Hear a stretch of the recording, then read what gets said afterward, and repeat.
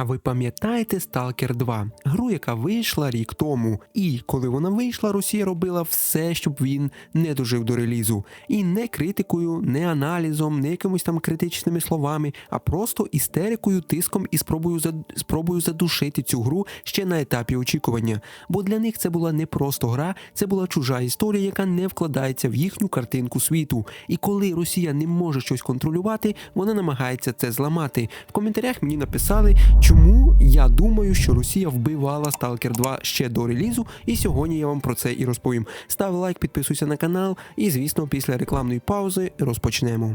Стоп! Додивись до кінця! Ти ж знаєш, що далі алгоритм покаже тобі якусь нудну діч, а тут реально варте уваги. Є гра, яка зветься Regret. І якщо ти зараз подумаєш, а знову якась індюшка тупорила, то тримайся за стілець. Regret – це не чергова стрілялка і не виживання в лісі з паличкою. Це диктатура, параноя, ігри розуму. І головне, ти та троє твоїх друзів за столом, де кожен раунд хтось вилітає. Не тому, що програв у скілі, а просто тому, що всі проти всіх. І виживе тут тільки один. Кожне рішення там, як останній ковток повітря. Сказав щось не так, тебе злили. Зробив хибний хід, тебе злили. Просто був підозрілим, тебе, звісно, злили. Regret живе на підозрах і брехні. Чудово, правда? І найцікавіше, гра ще не вийшла, але ти можеш зайти в закритий плей-тест, поки двері не зачинили прямо перед твоїм носом. Хочеш впливати на правила, давати ідеї, казати, що розробники все роблять не так? Будь ласка, заходь у їхній Discord, там тих, хто хоче змінювати гру, забагато не буває. Посилання на Discord залишу в описі. І не роби вигляд, що ти це пропустиш. Додай Regret у вішліст в Steam, бо потім будеш шукати назву і не зможеш знайти. Посилання на Steam залишу в описі.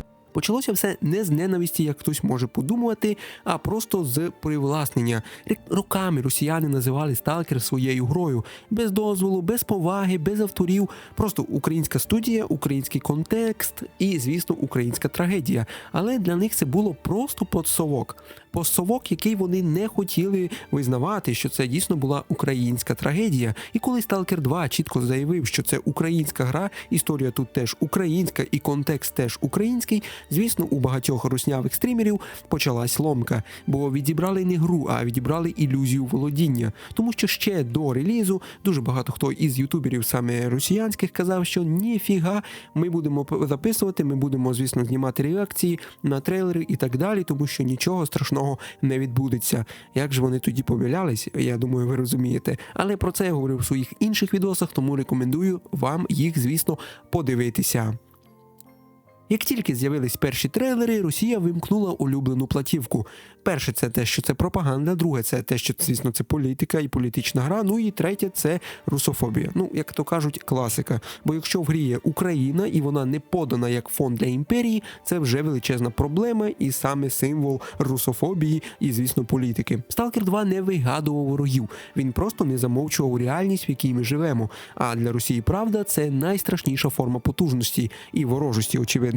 Тому, звісно, після цього і понеслась оця максимальна єрунда, що Stalker являється пропагандистським, що Stalker являється досить такою амполітичною грою, і, до речі, це бачили і навіть западні так звані колеги, тому що дуже багато стрімерів і взагалі блогерів із западного світу були такі, які реально не хотіли грати в Stalker, вважаючи це політичною грою. Але насправді це також не сильно спрацювало, тому що продажі на початку були величезними.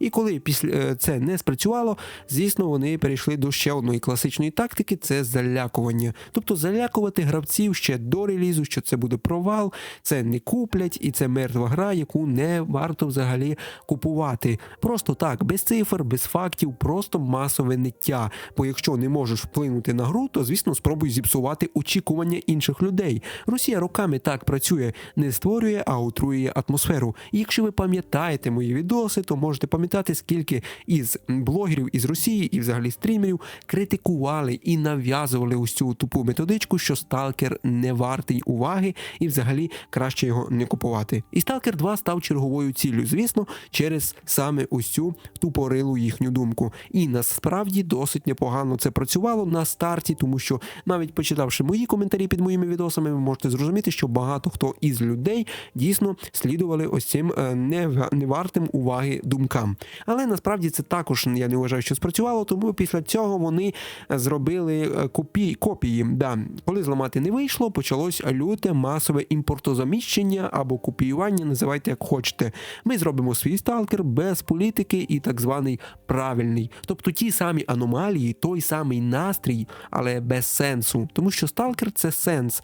Сенс, в якому дійсно вкладений величезний і не тільки політичний, а взагалі величезний контекст. І головне, без розуміння, чому сталкер взагалі працював, про що він взагалі. Бо сталкер – це не декорації, і це не графіка, а біль, травма і наслідок системи, яка призвела до трагедії. А копія без усвідомлення – це просто мертва оболонка, яка точно не вартує вашої уваги.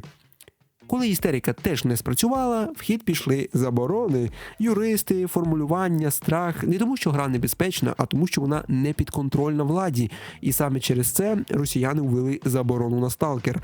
Дійсно, після цього дуже багато хто із наших людей, які дивляться російських блогерів, писали, що теж не гратимуть, тому що заборонено. Але насправді, роблячи вигляд на їхніх блогерів, які дійсно займаються ютубом чисто по сталкеру, можна зрозуміти, що ніфіга ця заборона не спрацювала. Росія не бореться з іграми, вона бореться з наративами, які не може редагувати. А Stalker 2 став для них таким, знаєте, саме таким. Да? Вони ж не змогли взяти його під контроль, і після цього дійсно їм було досить важливо цю гру вбити, заморозити і так далі. Коли ти не можеш щось робити, то просто заборони. Ізі, як то кажуть, самий найкращий варіант саме для них, можна так вважати.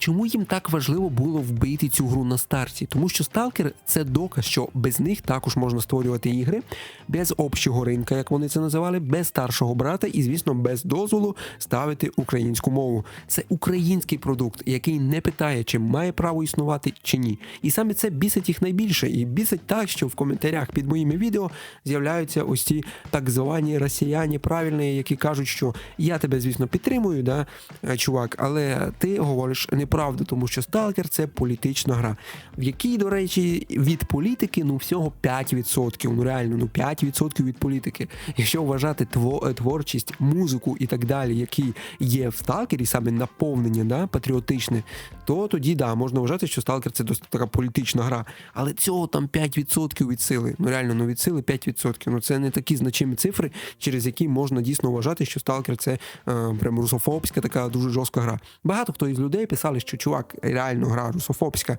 навіть наші, але я не вважаю музику чи там якусь творчість одразу якоюсь там ксенофобією. Це просто творчість, да?